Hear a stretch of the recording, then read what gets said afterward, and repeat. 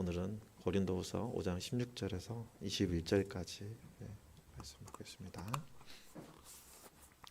그러므로 우리가 이제부터는 어떤 사람도 육신을 따라 알지 아니하노라. 비록 우리가 그리스도도 육신을 따라 알았으나 이제부터는 그같이 알지 아니하노라.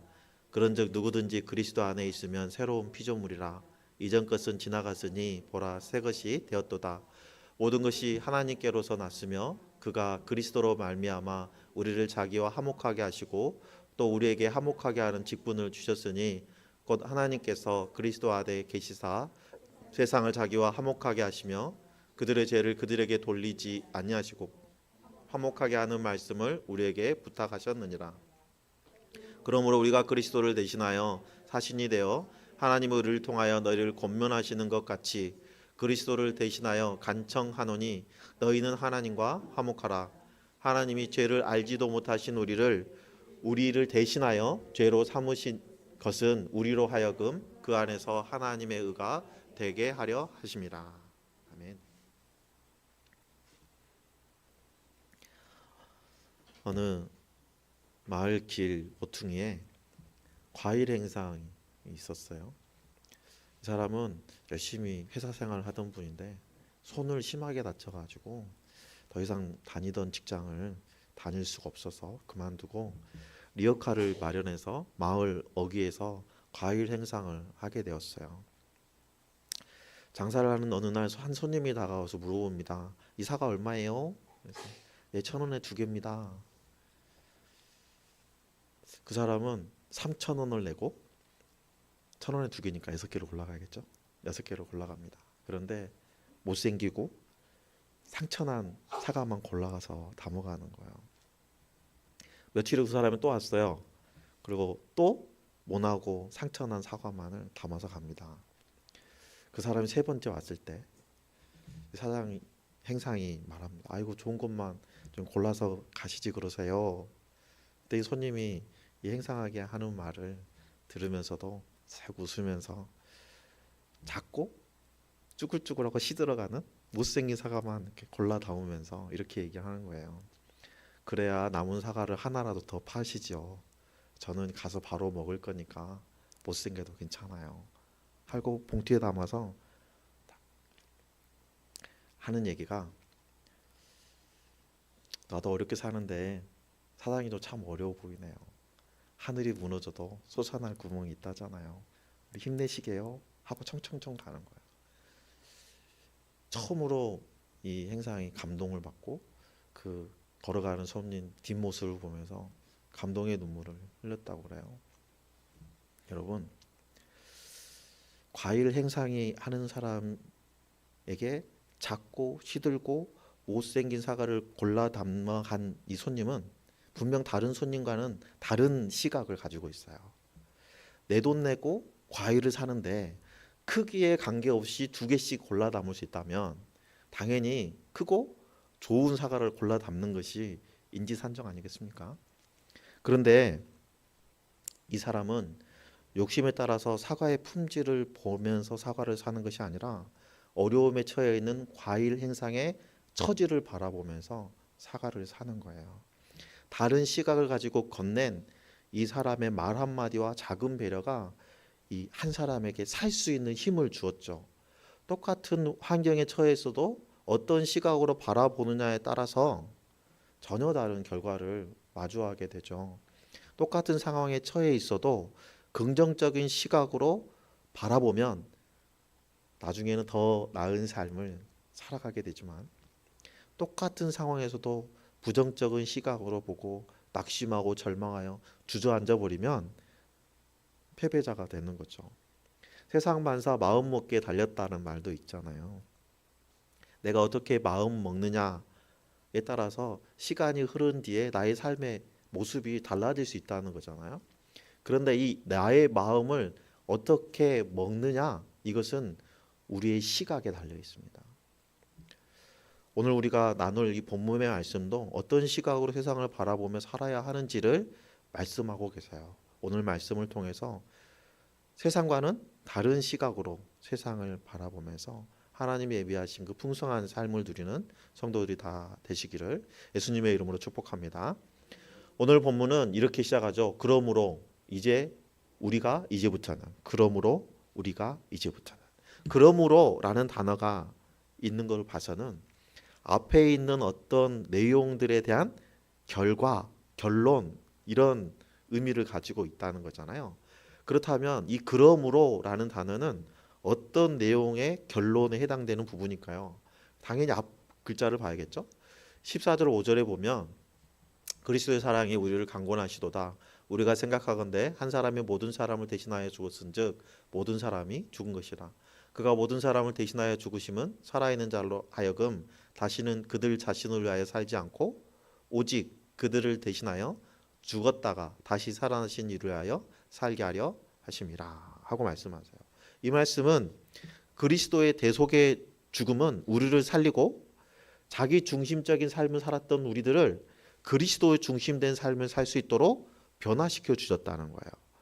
그 전환점을 주셨다는 거죠. 그래서 예수님께서 우리를 위해서 대속하신 것은 하나님의 뜻에 맞게 예수님을 위해서 살아가도록 하기 위해서 우리의 죄를 대속해 주셨다는 거예요.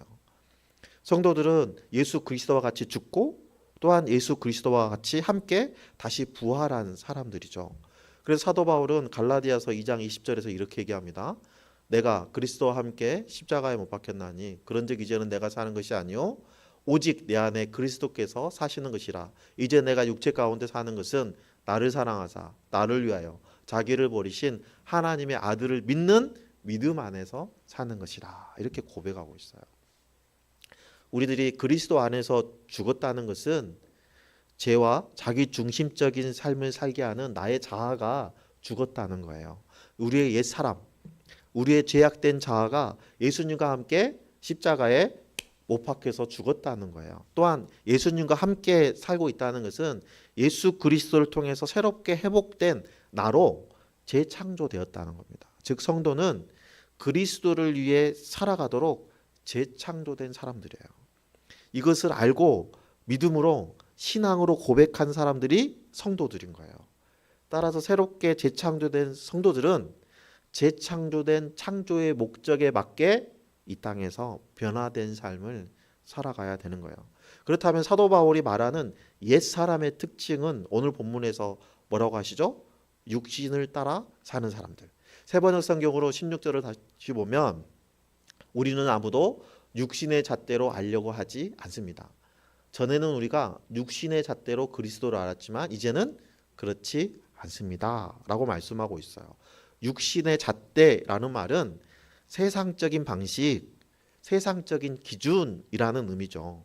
오늘 본문 바로 앞에 있는 고린도서 5장 12절 말씀을 보면 우리가 다시 너희에게 자천하는 것이 아니요 오직 우리로 말미암아 자랑할 기회를 너희에게 주어 마음으로 하지 않고 외모로 자랑하는 자들에게 대답하게 하려는 것이라 하고 이야기하고 있습니다. 육신의 잣대를 가지고 있는 사람들은 외모를 자랑하는 사람들이에요. 눈에 보이는 외모를 가지고 가치를 판단하는 사람들이죠. 보이는 것이 판단의 기준이 된다는 거예요. 요한일서 2장 16절에 보면 이는 세상에 있는 모든 것이 육신의 정욕과 암몬의 정욕과 이생의 자랑이니 다 아버지께로부터 온 것이 아니요 세상으로부터 온 것이다 라고 말씀하세요. 외모를 자랑하는 것은 하나님께서 주신 것이 아니에요. 세상의 기준이라는 거예요. 그러므로 하나님의 은혜로 재창조된 사람들은 육체적이고 세상적인 기준으로 사람을 판단하지 않죠. 그 사람이 가지고 있는 출신 배경이나 그 사람이 가지고 있는 재력이나 그 사람이 가지고 있는 권력으로 그 사람을 판단하는 기준으로 삼지 않는다는 거예요. 여러분 크리스찬들은 자녀들이 결혼할 때 세상과는 다른 기준으로 판단하죠. 가장 먼저 보는 게 뭐죠? 예수를 그리스도로 영접했는가? 돈이 아무리 많아도 영접하지 않았으면 반대하죠. 하지만 아무리 가난해도 이 사람 상대방이 예수 그리스도를 주로 영접한 사람이라면 그거 하나 보고 승인해 주잖아요. 허락해 주잖아요. 세상 사람들은 뭘 보죠? 좋은 직장 다녔는지, 좋은 학교 나왔는지, 가진 재산이 많은지 이런 것들을 보잖아요. 분명 외모로 판단하는 사람과 그렇지 않는 성도들의 판단의 기준이 다릅니다. 그렇다면 육신의 잣대의 반대는 뭐죠?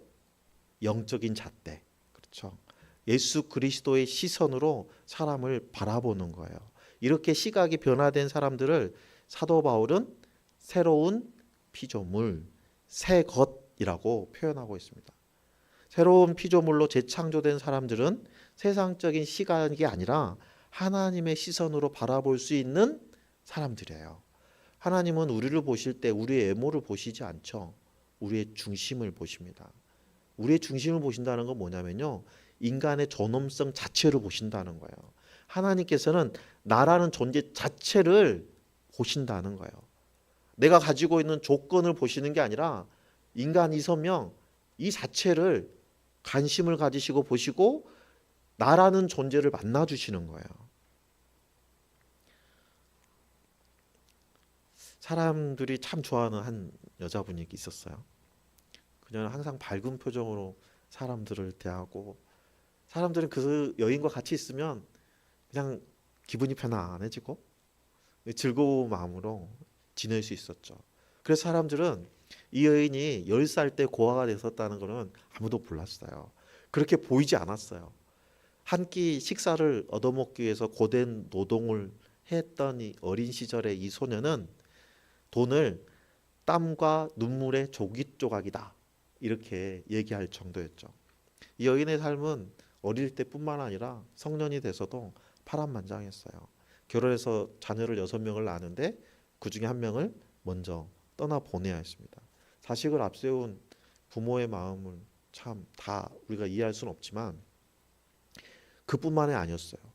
한참 열심히 일하던 남편이 갑자기 질병으로 두 다리를 못 쓰게 된 거예요.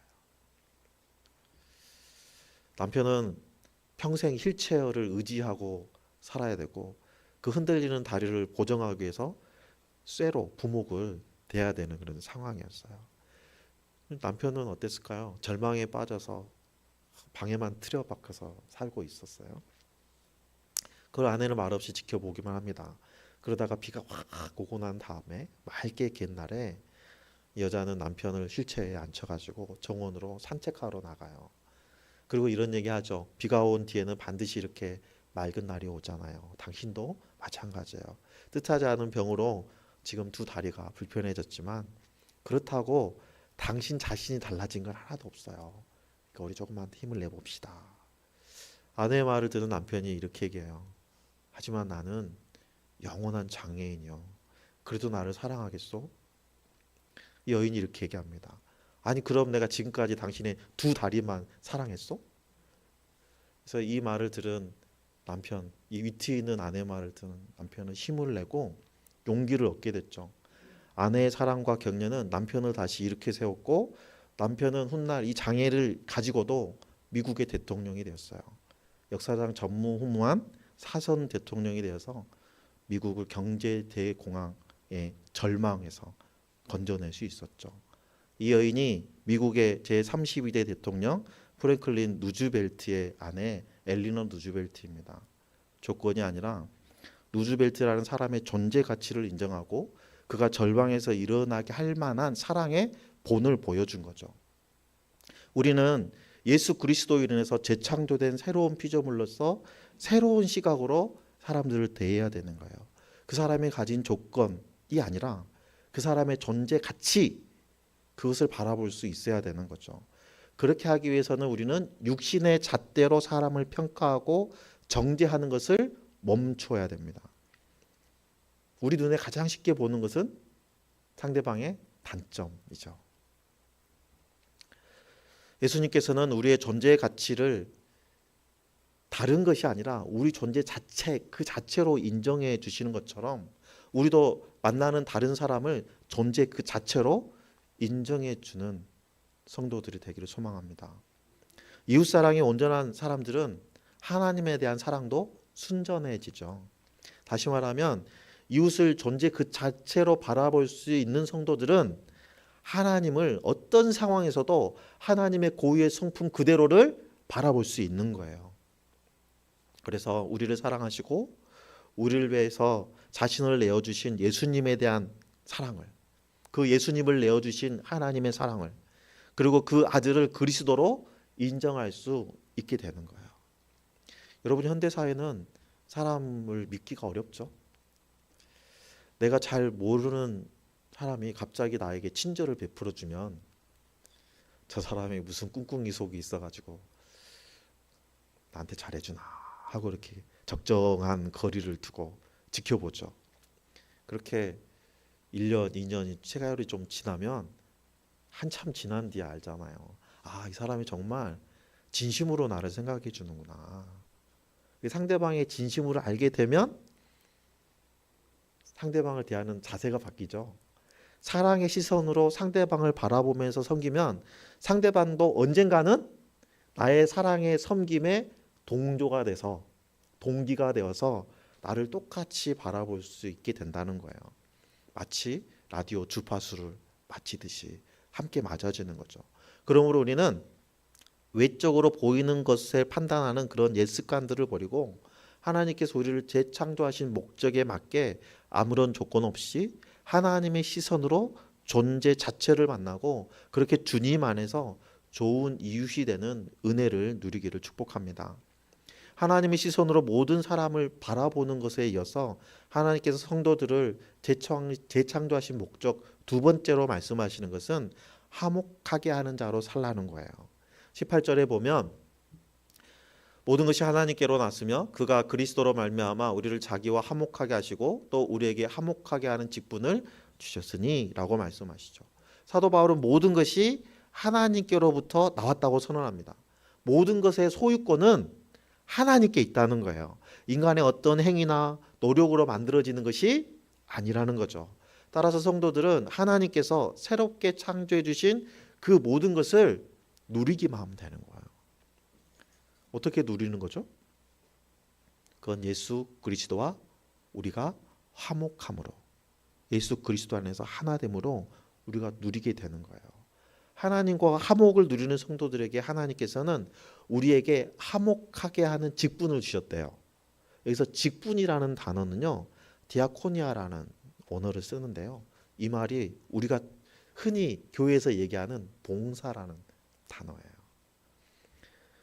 그러니까 우리가 직분이라는 단어는 어떤 거라고요? 봉사하는 거예요. 어떤 걸 위해서? 다른 사람을 유익하게 하거나 그 사람을 좀 더 성공시키기 위해서 우리가 봉사하는 거예요. 어떻게 봉사해야 된다고요? 화목하도록 봉사해야 된다요. 화목하다라는 이 단어는요, 카탈라스라는 단어인데 화해하다, 화합하다라는 의미를 가지고 있어요. 다시 말하면 어긋나 있던 관계를 풀고 화해할 수 있도록 하는 것이라는 의미거든요. 따라서 우리가 화목하도록 봉사하는 직분을 받았다잖아요. 누구랑 화목하게 하도록? 하나님과 세상이 화목하도록, 다시 말하면 세상과 하나님이 화해하도록 우리가 중재한다는 거예요. 19절에 보니까 뭐라고 하고 있어요?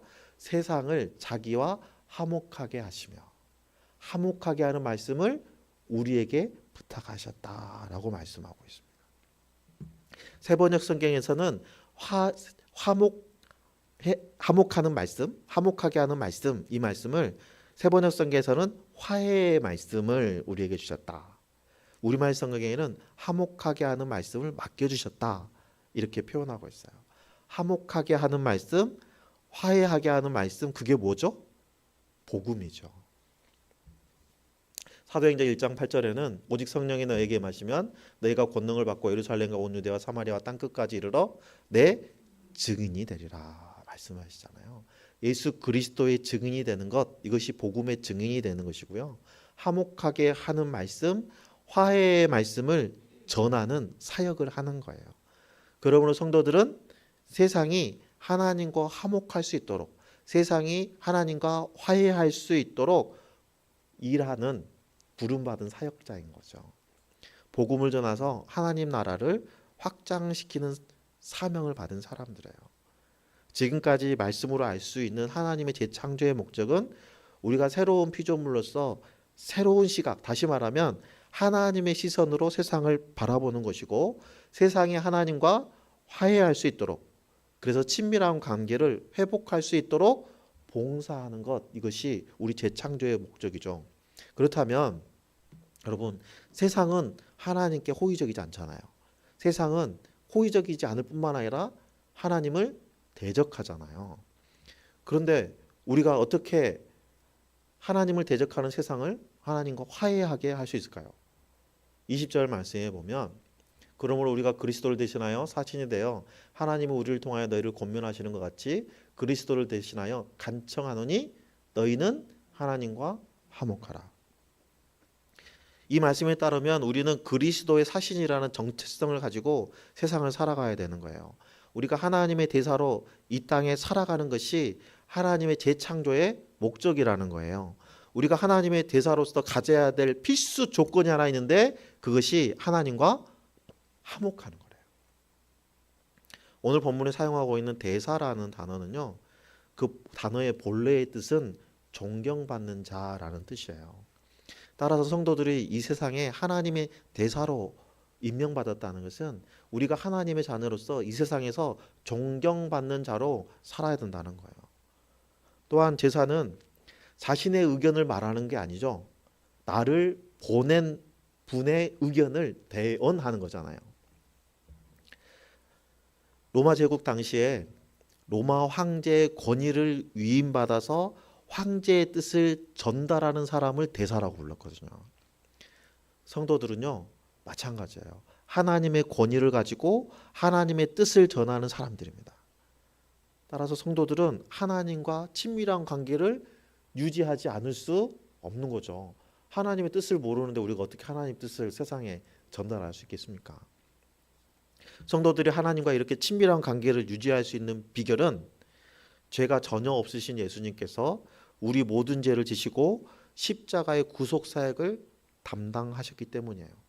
예수님께서 이렇게까지 순종하신 이유를 21절에 이렇게 말씀하시죠. 하나님이 죄를 알지도 못하신 이를 우리를 대신하여 죄로 삼으신 것은 우리로 하여금 그 안에서 하나님의 의가 되려 하려 하십니다. 아멘. 여기서 하나님의 의는 죄인을 의롭다고 칭해 주시는 법적인 용어예요. 법적인 선서입니다. 선언이에요. 우리는 이 내용을 칭의라는 교리로 얘기하죠. 그래서 갈라디아서 3장 13절 14절에 보면 그리스도께서 우리를 위하여 저주를 받은 바 되사 율법의 저주에서 우리를 속량하셨으니 기록된 바 나무에 달린 자마다 저주 아래에 있는 자라 했습니다. 이는 그리스도 예수 안에서 아브라함의 복이 이방인에게 미치게 하고 또 우리로 하여금 믿음으로 말미암아 성령의 약속을 받게 하려 함이라. 이렇게 말씀하세요. 예수님께서 우리가 달려야 될 나무에 대신 달리신 거예요. 그리고 우리 안에 좌정하셔서 성령의 인치심을 받게 하셨어요. 우리가 의롭다고 여김을 받는 것은 하나님께서 우리 안에 좌정하신 예수 그리스도를 보시기 때문이에요. 빌립보서 3장 9절에는 그 안에서 발견되려 함이니 내가 가진 의는 율법에서 난 것이 아니요 오직 그리스도를 믿음으로 말미암은 것이니 곧 믿음으로 하나님께로부터 난 의라. 하나님께서 주신 그 의로 성도들은 의롭다고 여김을 받게 된 거예요. 이 의는 그리스도로 인해서 우리에게 주신 거예요. 따라서 우리는 그리스도 안에 있어야 의롭다는 여김을 받게 되는 거죠. 우리가 그리스도 안에 있으면 의롭다 여김을 받기 때문에 정죄함이 없습니다. 로마서 8장에 보니까 그러므로 이제 그리스도 예수 안에 있는 자에게는 결코 정죄함이 없나니 이는 그리스도 예수 안에 있는 생명이 성령의 법이 죄와 사망의 법에서 너희를 해방하였습니다. 이렇게 말씀하고 계세요. 우리가 하나님의 자녀가 돼서 하나님과의 친밀한 관계를 이루고 있는 동안에는 우리는 자유함이 있어요. 그 어떤 것도 우리를 하나님과의 친밀한 관계에서 끊어낼 수 없습니다. 그래서 38절 39절에 보면 내가 확신하노니 사망이나 생명이나 천사들이나 권세자들이나 현재일이나 장래일이나 능력이나 높음이나 깊음이나 다른 어떤 피조물이라도 우리 주 그리스도 예수 안에 있는 하나님의 사랑에서 끊을 수 없느니라. 이렇게 말씀하시는 거예요. 우리가 하나님의 새로운 피조물로서 세상의 시각을 버리고 하나님의 시선으로 세상을 바라보고 하나님과 세상이 화해하도록 친밀한 관계를 회복하도록 그리스도의 위임을 받은 대사로서 봉사하는 것이 우리를 향한 하나님의 재창조의 목적이에요. 우리가 전자제품 하나를 사더라도 사용자 설명서를 꼼꼼하게 읽어보고 설명서대로 사용할 때 그 기기를 가장 잘 사용하는 거잖아요. 망치를 가지고 페인트를 바를 수는 없죠. 페인트를 바르는 미장 도구를 가지고 못을 박을 수는 없잖아요. 공구도 목적에 맞게 사용해야 그 효과가 극대화할 수 있듯이 우리들도 재창조의 목적에 맞게 살 때 하나님이 우리에게 주시는 기쁨도 누리고 가장 행복한 삶을 이 땅에서 누리게 되는 거예요. 그렇게 하기 위해서 사도 바울은 우리에게 가장 먼저 요구하는 것은 우리의 시각을 바꾸라는 거예요. 그동안 봐왔던 우리의 육신을 따르는 시선을 버리라고 했어요. 외모로 판단하는 그 선입관과 편견을 버리고 십자가를 바라보라고 합니다. 하나님께서 우리를 긍휼히 여겨주셨던 것처럼 우리도 하나님의 시선으로 이웃을 바라보고 그들이 하나님과 화합할 수 있도록 긍휼의 마음을 가지고 그들을 인도해야 되는 거예요. 우리에게 맡겨주신 그 화목하게 하는 그 말씀을 그들에게 전달해야 되는 책임이 있는 거죠. 우리는 십자가의 은혜로 하나님과 화목하게 되었잖아요. 우리가 하나님과 어떻게 화목하게 되었는지, 우리가 하나님과 어떻게 화해하게 되었는지 우리는 경험을 했으니까 우리가 경험한 것을 아직 경험하지 못한 사람에게 안내하는 것, 이것이 화해의 말씀이에요. 성도들은 이러한 사명을 수행하는 하나님의 대사입니다.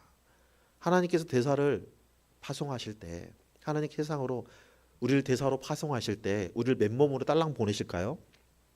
여러분 다른 나라에 대사를 파송할 때 어떻게 합니까? 당연히 출장비도 주고 체류비도 주고 필요한 모든 것들 채워주잖아요. 또 있어요. 공문서를 주죠. 신분증도 주잖아요. 그래서 이 대사가 해당 나라에 가서 우리나라의 권위를 가지고 우리나라의 의견을 전달하게 하잖아요. 마찬가지예요. 하나님께서는 우리를 세상에 파송하실 때 화목의 말씀을 주실 뿐만 아니라 화목에 필요한 권위도 주시고 능력도 주시는 거예요. 내가 세상에 나가서 화목하게 하는 일을 하는데 하나님 내가 출장비가 부족하네요. 그럼 어떻게 해야 될까요? 당당하게 달라고 해야죠. 우리는 하나님의 대사니까. 하나님 반드시 채워주십니다. 그래서 먼저 그 나라와 그 의를 구하면 그 모든 것들을 채워주신다고 하는 거예요. 우리는 위탁받은 대사로서 그 정체성을 확고히 하고 우리에게 주신 사명을 감당해서 우리의 시선이 머무는 곳이 하나님의 은혜가 충만하게 하고 우리의 발걸음이 닿는 곳에 하나님의 구원의 역사가 일어날 수 있도록 하게 하는 것이 하나님의 뜻이에요. 그렇게 우리가 살아갈 때 우리는 주님 다시 오시는 그날에 잘하였다 충성된 종아 라는 칭찬을 받게 될 것입니다. 이 자리에 있는 성도들 모두가 이러한 은혜를 다 받아 누려서 하나님 나라를 이 땅에 확장하는 사역자들이 다 되시기를 예수님